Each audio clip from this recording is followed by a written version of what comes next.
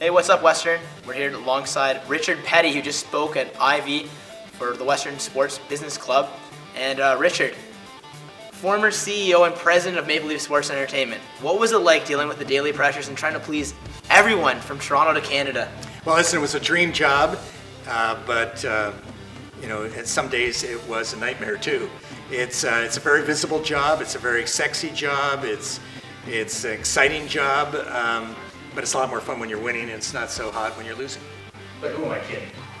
I was a blue-collar kid from Windsor. I was telling the group up here that I almost never got into university. And I became the president of a company that owned the Raptors, the Leafs, Toronto FC, and the Marlies. And as Drake would say, hell yeah. What was a day-to-day experience like as CEO? What did you do?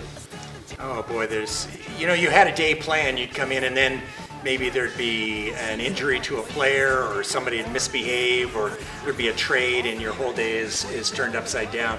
It's not like a CEO's job. It's not like a lot of business. You spend a lot of time dealing with people, hopefully in a positive way, making sure your people are growing and moving in the right direction. As a CEO, you also manage your board of directors. And then there's all kinds of opportunities and problems that come your way, and you deal with those one at a time. And you had a lot of success business-wise. What do you attribute your success to? We had great brands, and we really had a brand focus, Leafs, Raptors, TFC. I did things, I invested a lot. I brought Toronto FC. I created Leafs TV and Raptors TV. I built Maple Leaf Square. And I increased profitability, and it all added up. In the end, Bell and Rogers were willing to pay 6 times what we started out at. Wow. And if you could go back and change one thing to your 15-year career as the president and CEO of Maple Leaf Sports Entertainment, what would it be? I think I'd meddle. I mean, they say in sports, it's very strange in sports, no one's supposed to meddle and really have a say in what happens on the team side. But think about it, in business, you're not a lawyer, but you work with the lawyer.